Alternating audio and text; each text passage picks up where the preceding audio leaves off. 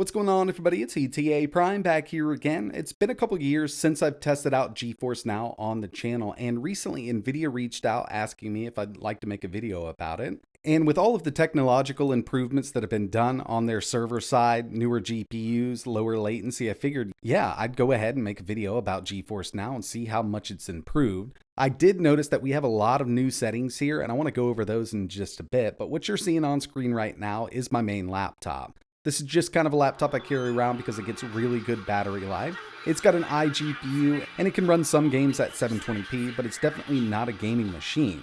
So what I've done is just install the standalone Windows app of Geforce Now.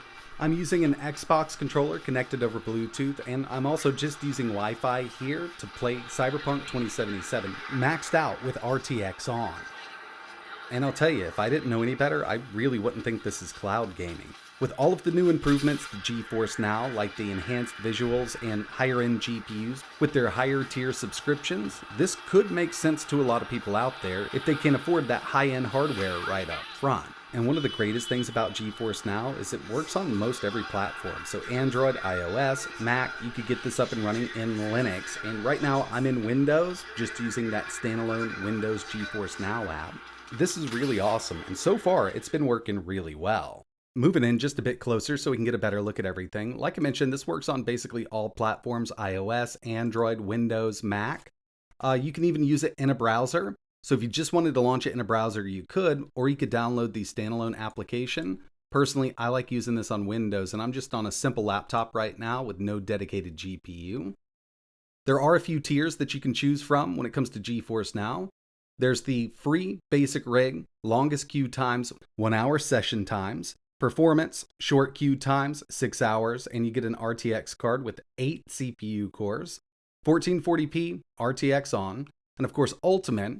This is going to pair you up with an RTX 4080 and 16 cores, 4K HDR up to 240 Hz, RTX on, shortest queue times, 8 hour session lengths, DLSS 3, Nvidia Reflex, and Cloud G-Sync because we've got that RTX 4080. They also offer day passes and 6-month plans. But we're going to get right into the application because there's a few things I'd like to show you here.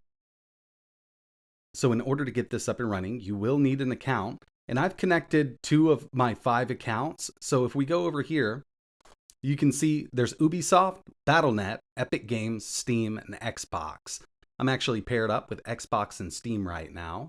And if we take a look at my library, I've got a ton to choose from. I could go ahead and connect my other accounts, but I've just got Xbox and Steam right now because there's a lot of games that I actually want to play here. One thing I wanted to show you here were the settings we can opt to use, and a lot of this is actually new from the last time I showcased Geforce Now.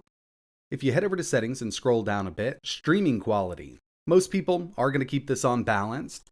There's also a data saver, competitive, and there's also a custom. So we can actually set up our custom streaming quality from here. Resolution upscaling, standard, enhanced. Enhanced upscaling provides better image quality than standard, and that's usually what I'm set to.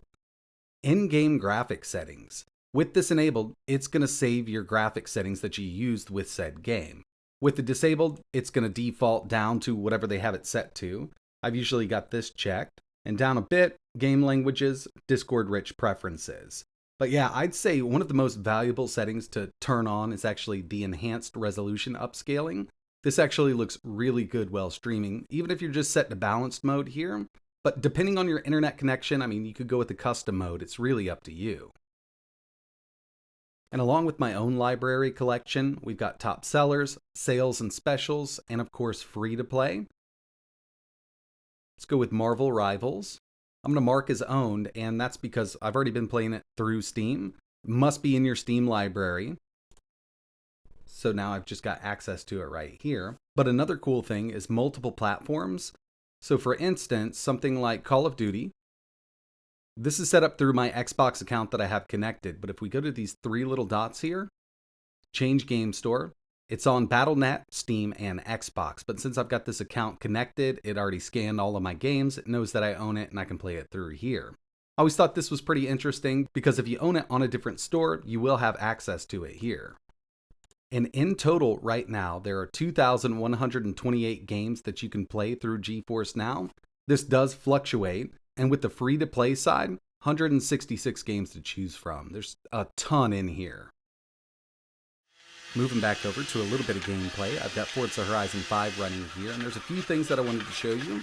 At any time while playing a game in Geforce Now on Windows, press Control and G. This is going to bring up our quick menu over on the left-hand side, and this is pretty nice because we can take screenshots, we can record video, but my favorite thing is listed right here at the bottom. It's going to bring up some performance metrics on screen. It's going to show us the frame rate that this game is running at. I'm at 120 FPS with Forza Horizon 5 maxed out at extreme settings, and we've also got our latency listed here. I mean, with everything that I've been testing so far, since, I haven't used this in a while, the performance has definitely increased, especially on the latency side of things. This is working absolutely amazing, and I'm really impressed by how far it's come in the last couple of years. So if you're interested in checking out Geforce Now on basically any of your devices, I will leave links in the description. Again, it's going to work on Windows, Mac, Android, iOS. And recently at CES, Nvidia announced a standalone app for the Steam Deck that's going to be coming later this year. I'm actually really excited about that. If you're interested in learning a little more or signing up for Geforce Now, I'll leave links down below. But that's it for this one. Like always, thanks for watching.